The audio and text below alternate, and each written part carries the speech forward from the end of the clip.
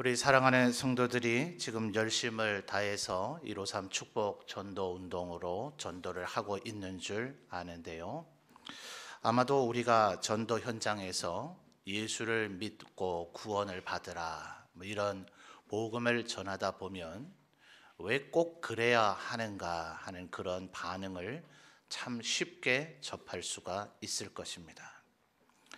이 세상은 지금 어떻게 하든지 다른 사람에게 종교 그리고 신앙에 대해서 서로에게 개종을 강요하지 말자 하는 것이 거의 모든 세계의 일반적인 원칙이 지금 되어져 가고 있습니다. 지난 인류의 역사들을 이렇게 되돌이켜 보면 한때는 민주주의, 공산주의, 이데올로기가 전쟁의 가장 중요한 이유가 되기는 했지만 그것은 지난 20세기 한 70년 어간을 그렇게 좌우했을 뿐이고 그 이전이나 그 이후나 지금도 여전히 전 세계의 모든 사람들 1대1의 개인 정도가 아니라 국가나 민족, 종족, 인종을 초월해서 갈등의 중요한 요소가 되는 것은 결국은 종교라고 해도 과언이 아닐 것입니다. 지금도 IS 이슬람 극단주의자들에 의해서 이슬람교를 믿는 무슬림이 아닌 이들에게 무차별 가하지 아니하고 테러가 가해지는 일들이 일어나고 있기도 하고 북아일랜드에서 벌어지고 있는 기독교 안에 신구교 간의 종교 전쟁과 갈등도 그러하고 또 인도의 서북방 동북방에 있는 파키스탄, 방글라데시 원래는 다 인도였었죠. 그들이 분리되어져 나가서 지금도 서로 간에 해묵은 갈등을 일으키고 있는 것은 결국 힌두교와 이슬람교의 또 종교적 갈등입니다.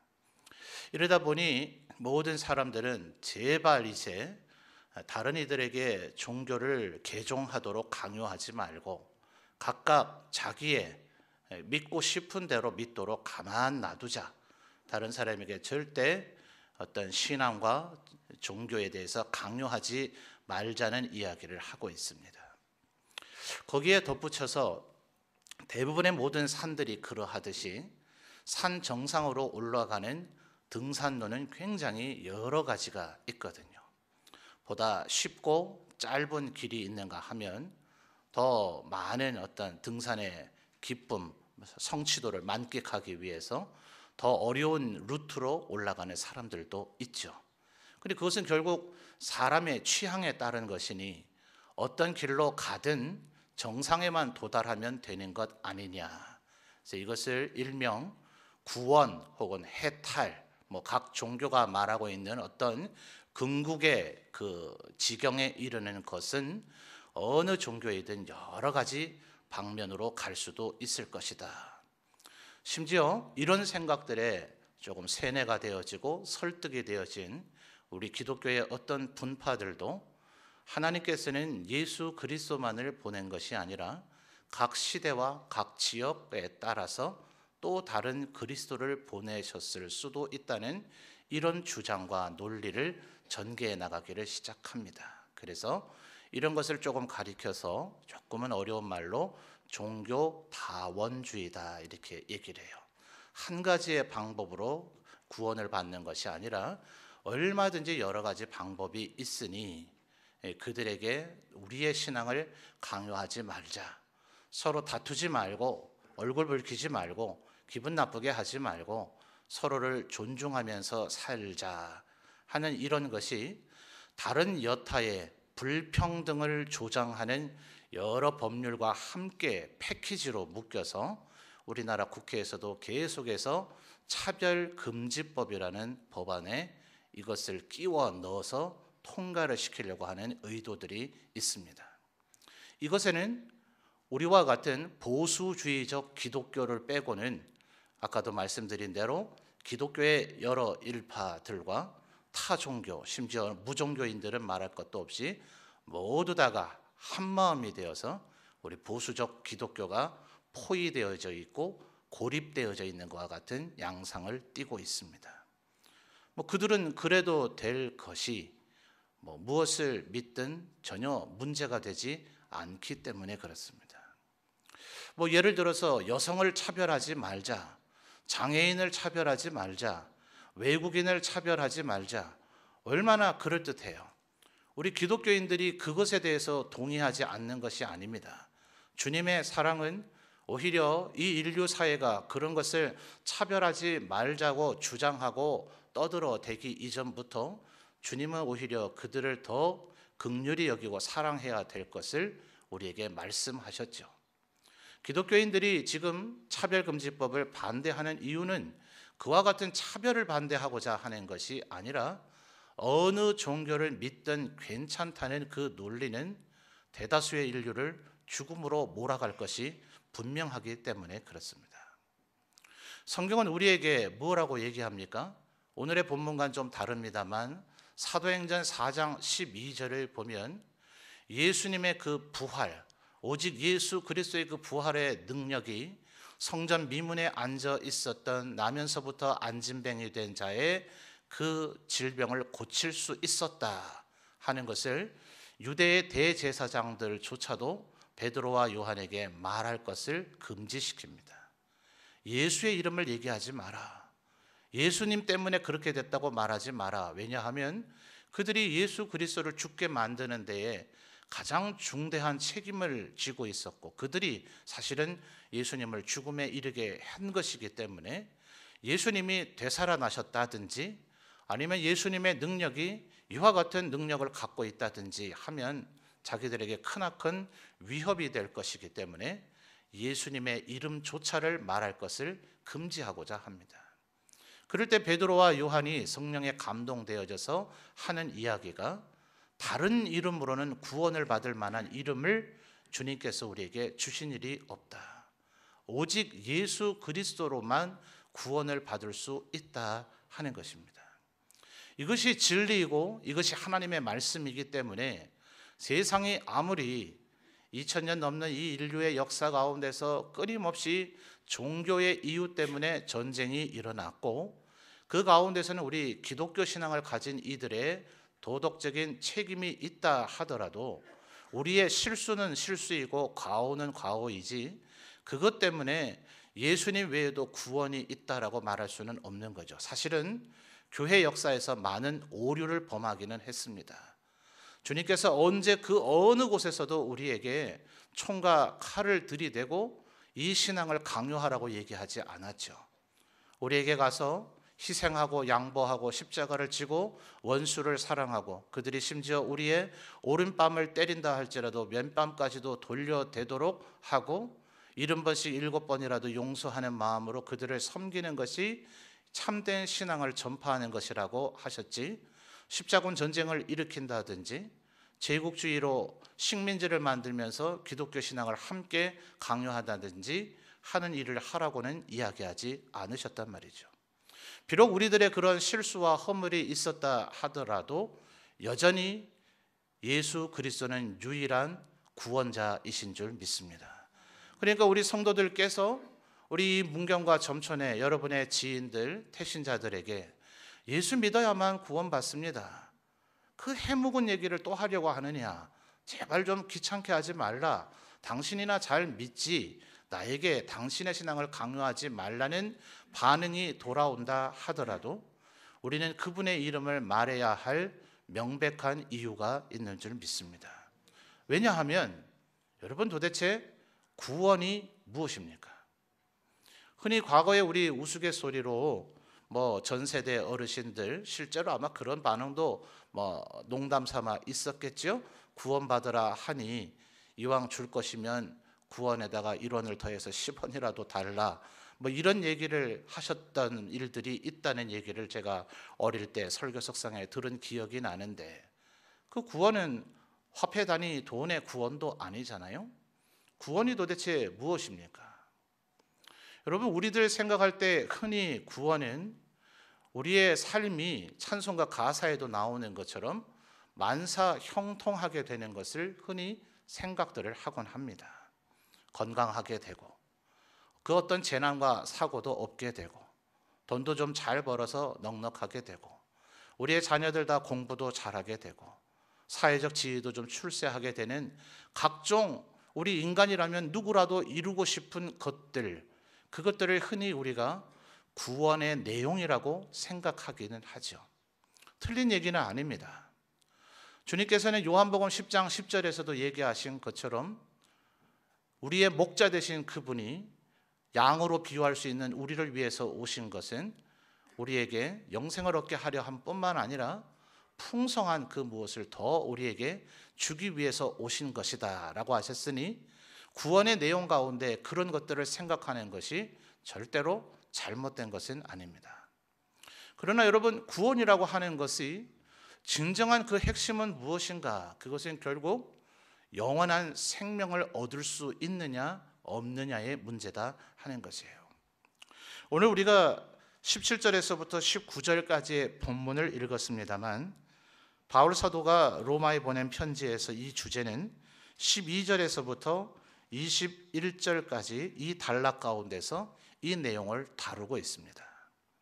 끊임없이 아담과 예수 그리스도를 비교하면서 아담으로 인해서는 이 세상에 사망이 들어왔고 예수 그리스도로 말미암아 얻는 은혜 혹은 구원은 결국 영생이다라는 것을 이야기하고 있는 것입니다. 그러니 여러분, 만약 세상 사람들이 흔히 우리에게 얘기하는 것처럼 너희들 기독교에만 구원이 있는 것이 아니라 우리들에게도 구원이 있다, 그런 것을 그들이 증명을 해야 되겠죠. 그러려면 이 세상에서 죽지 않은 사람이 있어야 될 것입니다. 우리 중국 옛날 고전입니까? 거기에 삼천갑자 동방삭이라고 하는 장수한 사람의 얘기가 나오죠. 갑자라 하는 것은 60년을 의미하는 것이니 3천 곱하기 60 하면 18만 년이 될 것이에요. 18만 년을 살든 20만 년을 살든 어쨌든 간에 그러한 사람이 지금이라도 실제 한다면, 성경에서 얘기했던 969세 살았던 무두셀라보다 훨씬 더 오래 산 것 같은데, 그렇게 오래 살아서 지금도 여전히 살 수 있다는 능력을 보여주는 사람이 있다면, 그렇게 영원한 생명을 얻을 수 있게 해주는 가르침이 있다면, 혹은 그 능력이 있다면, 우리 기독교는 더 이상 예수만이 유일한 구원자라고 얘기할 수 없을 것입니다. 그런데 여러분, 그 어떤 종교가 그러한 영원한 생명을 줄 수 있단 말입니까? 흔히 제가 부활 주일 즈음이 되면 부활에 대한 이야기를 설명하기 위해서 이 이야기를 종종 합니다만, 팔만대장경, 우리 불교의 대표적인 경전이죠. 여러 불경들을 집대성해 놓은 것이라고 이야기를 한다 그러죠. 그 팔만대장경 안에 어떤 자기 아들이 죽은 어머니가 석가모니 부처에게 와서 얘기했다 하지 않아요? 제가 하는 얘기가 아니라 불교의 경전에 나오는 얘기입니다. 부처님, 내 아들을 좀 살려주십시오. 석가모니가 대답하기를, 태어나서 죽지 않은 사람이 있는 집을 찾으라. 그 집에 가서 쌀을 한 줌 얻어다가 그 쌀을 물에 불려서 네 아들의 입에 넣어주면 그 아들이 살아나게 될 것이다. 어머니가 얼마나 정말 발에 피가 나도록 온 마을을 돌아다니지 않았겠어요? 정말 할 수 있는 최선을 다해서 돌아다니며 찾아보지만 그런 사람이 있는 집이 있을 턱이 있습니까? 해질녘이 되어서 석가모니 앞에 돌아와서 울며 이야기합니다. 아무리 찾아보아도 그런 사람이 있는 집은 찾을 길이 없습니다. 그때 석가모니 말하기를, 그것 보아라. 사람은 한번 태어나면 죽어야 되는 것이지 죽은 사람을 되돌이킬 수 있는 방법은 없다라고 대답을 했다는 것이에요. 왜요? 그가 아무리 세상 사람들이 말하는 4대 성인, 인류의 위대한 스승은 될 수 있을는지는 혹시 모르지만 그도 인간에 불과한지라 다른 이에게는 뿐만 아니라 자기 스스로를 위해서도 영원한 생명을 제공해 줄 수 있는 능력이 그에게는 없더라 하는 거예요. 유학의 창시자라 할 수 있는 공자도 마찬가지죠. 제자들이 공자 선생에게 늘 질문했던 얘기들이 논어와 맹자라고 하는 책들에 기록이 되어져 있는데, 공자 선생님, 우리 사람이 죽으면 그 뒤에는 어떤 일이 벌어집니까? 사후세계가 어떠합니까? 내세가 어떠합니까? 이런 개념의 질문을 했을 때 공자는 늘 현실 사회에서의 인류 도덕 이런 것을 중시했죠. 그래서 그가 대답하기를 이 세상에 살아가는 일도 다 알지 못하거늘 내가 어찌 사후의 일을 알겠느냐. 그도 이 동양권의 위대한 스승이 될 수 있었을지는 모르지만 그 또한 인간의 한계를 넘어설 수 없는지라 죽음 이후의 일에 대해서는 언급조차도 할 수 없었던 것입니다. 그러나 여러분, 우리가 전파하고자 하는 예수 그리스도 그분은 어떻습니까? 나는 곧 길이요 진리요 무엇이요? 생명이니 나로 말미암지 않고는 아버지께로 나아갈 자가 없느니라. 나를 믿는 자는 살아서 영원히 살 것이요 죽었더라도 다시 살아나게 될 것이다 라고 이야기하셨고, 그분은 실제로 그분의 능력으로 예수님께서 나사로나 야이로의 딸이나 나인성 과부의 아들을 살려준 것은 예수님이 그들을 살려줬죠. 나사로가 되살아난 것이 아니라 나사로 밖에 예수님이라고 하는 능력자의 원인 제공에 있어서 나사로가 살아났습니다. 예수님은 누가 살려냈어요? 예수님은 그 스스로 죽음의 권세를 깨트리고 나오심으로써 그가 하나님의 아들, 하나님 자신이심을 증명한 것입니다. 여러분, 로마서 1장으로 한번 잠깐 가보죠. 오늘 본문은 5장입니다만 1장 4절, 바로 이 로마에 보내는 편지, 복음의 핵심, 바로 이것에서 바울 사도가 그 얘기를 언급하고 있습니다. 로마서 1장 4절 같이 한 목소리로 읽어볼까요? 성결의 영으로는 죽은 자들 가운데서 부활하사 능력으로 하나님의 아들로 선포되셨으니 곧 우리 주 예수 그리스도시니라. 아멘.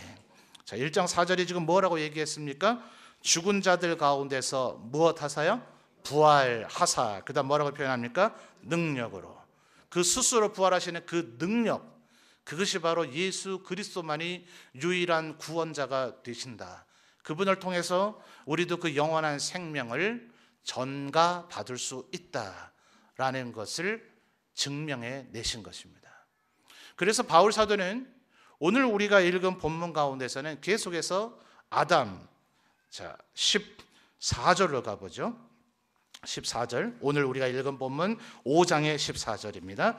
그러나 아담으로부터 모세까지 아담의 범죄와 같은 죄를 짓지 아니한 사람들까지도 사망이 왕노릇 하였나니, 그 다음 뭐가 나옵니까? 아담은 오실 자의 모형이라. 그 다음에 15절에 보시면 그러나 이 은사는 그 범죄와 같지 아니하니 곧 한 사람의 범죄를 인하여 많은 사람이 죽었은즉 더욱 하나님의 은혜와 또한 한 사람, 그 다음 누구요? 예수 그리스도의 은혜로 말미암은 선물은 많은 사람에게 넘쳤느니라 라고 증명을, 지금 논증을 바울 사도가 하고 있는 것입니다.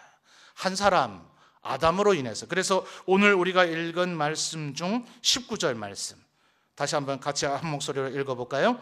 한 사람이 순종하지 아니함으로 많은 사람이 죄인 된 것 같이 한 사람이 순종하심으로 많은 사람이 의인이 되리라. 아멘. 그러므로 여러분, 그 어떤 사람에게 나에게 종교, 당신의 신앙을 강요하지 말라라는 그런 반응이 온다 할지라도 여러분, 절대로 우리의 표정이 굳어지거나 분노해서는 안 될 것입니다. 사랑으로 우리의 복음을 전파하기는 해야 되되 절대로 양보할 수 없는 것은 이 세상에 영원한 생명을 주실 그 능력은 오직 예수 그리스도 한 분밖에 없으시기 때문에 그렇습니다. 여러분, 왜 예수 그리스도 오직 한 분이신가? 여러분, 그분은 바로 완전한 사람이셨으며 완전한 하나님이시기 때문에 그렇습니다. 여러분, 만약 예수님께서 그저 하나님인 채로만 계셨다면 그분의 죽음은 우리에게 그 어떤 역할을 해주지 못할 것입니다. 지금 오늘 우리가 읽은 이 로마서 5장의 이 부분은 흔히 신학자들은 대표성의 원리라고 이야기를 합니다.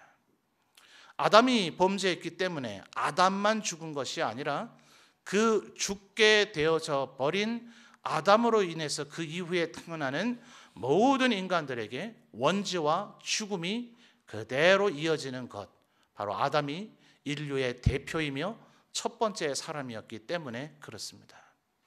오늘 우리가 읽은 단락에서는 계속해서 한 사람 한 사람으로 아담과 예수 그리스도를 비교해 주고 있지만 고린도전서 15장, 흔히 부활장이라고 불려지죠. 거기에서는 이 예수 그리스도를 오늘의 설교의 제목인 마지막 아담이라고 표현합니다. 여러분, 왜 두 번째 아담이 아닐까요?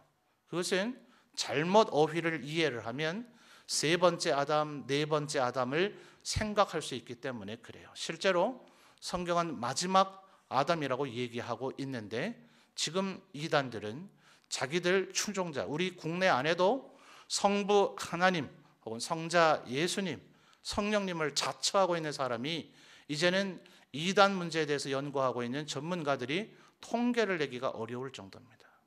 전에는 그저 한 3, 40명 정도가 있었다 했는데 이제 그걸 자처하는 이들이 워낙 많아지니 도대체 몇 명인지 계속해서, 마치 중국의 인구 통계가 안 된다 하잖아요. 인구를 조사하는 동안 계속해서 태어나고 계속해서 돌아가시니 어떤 한순간 지금 정확히 몇 명인지 통계치를 만들어내기가 어렵다 하는 것처럼 요즘 이단들이 얼마나 우후죽순으로 많이 일어나는지 우리 안에 그 하나님으로 자처하는 이가 몇 명인지가 알기 어려울 정도입니다.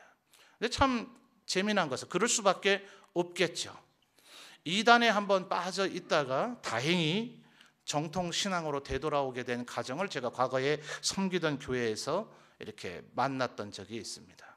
그래서 그에게 다시 제대로 된 교리와 복음을 알려주는데 그는 고린도전서 15장에 이 마지막 아담이라는 어휘 자체가 나온다는 사실조차를 몰라요. 왜 그럴까요? 이단들은 절대로 자기에게 불리한 논리들을 가르치지 않거든요. 여러분 기억하십시오. 첫 번째 아담이 범죄함으로 인해서 우리 모든 인류에게 죄악이 들어오고 사망이 들어온 것처럼 마지막 아담이신 그 예수 그리스도, 그분을 우리가 믿고 따름으로 그분의 의로움이 우리에게 전가되어지는 줄 믿습니다. 여러분, 이 전가라고 하는 이 단어를 반드시 기억하십시오. 이것은 교리적인 단어인데 전가라고 하는 말은 예수님의 그 의로움이 내게 오는 거예요. 이것은 분량의 문제가 아닙니다. 그저 예수님의 그 의로움이 나에게 전달이 되어져서 나의 실체는 원래 의롭지 않은데도 불구하고 내가 의로운 자처럼 되어지는 것이에요. 무엇을 통해 이렇게 됩니까? 믿음을 통해서 이렇게 되죠. 그러니 우리들이 예수 그리스도를 믿어야 영생을 얻습니다 하는 것 못지않게 반드시 그 뒤에 얘기를 할 수밖에 없는 것은 그들이 믿음을 얻도록 교회로 그들을 인도해야 되는 것입니다. 여러분이 복음을 전하면서 여러분이 그 만나게 된 가정이든 길거리든 혹은 뭐 거리든 어디에서든지 여러분이 그들에게 복음을 전하고 하나님의 말씀을 전파함으로 그들에게 복음을 전해주고 믿음이 생기도록 도와줄 수도 있을 것입니다. 그러나 성경은 여러 곳에서 논리와 사건으로서 우리에게 이야기하기를 여러 하나님의 백성들이 함께 모여 하나님을 예배하고 찬양하고 기도하는 가운데 믿음을 얻게 된 일들을 우리에게 설명을 해주고 있습니다. 예수님의 첫 번째 사도들의 전도의 원리도 이와 같았죠. 안드레가 예수 그리스도를 만나서 이분이 메시아 그리스도라는 것을 알게 되었을 때 베드로에게 예수님을 만나자 할 때 예수께서 하시는 말씀, 와 보라는 것입니다. 와서 예수님을 만나보고 예수님을 경험하고 예수님에 대한 이야기를 듣고 예수 믿는 사람들이 어떻게 그분을 예배하는지를 함께 보고 경험하며 체험하게 될 때에 불신자이고 절대로 예수를 모를 것 같던 그 한 사람도 예수 그리스도를 믿고 아는 자리에 이르게 되어질 줄 믿습니다. 그러므로 여러분의 노력을 더욱더 경주해 주시기를 바랍니다. 최선을 다해서 그에게 예수 그리스도가 우리에게 영원한 생명을 주실 유일한 분이라는 것을 이야기하며 그분을 교회로 인도하여서 10월 23일 우리와 함께 혹은 우리 소망부 어르신들은 10월 26일 수요일에 우리와 함께 예배함으로 말미암아 그들이 예수 그리스도를 믿고 영원한 생명을 얻는 자리에 이르도록 더욱더 최선의 노력을 경주하시는 우리 성도님들이 되시기를 바랍니다. 또 한 가지 이미 광고 시간을 통해서도 충분히 많이 강조가 되어졌습니다만, 여러분, 저는 이번 토요일, 돌아오는 토요일 10월 8일이 우리 점촌의 기독교의 역사의 새로운 전환점이 되리라고 저는 믿습니다.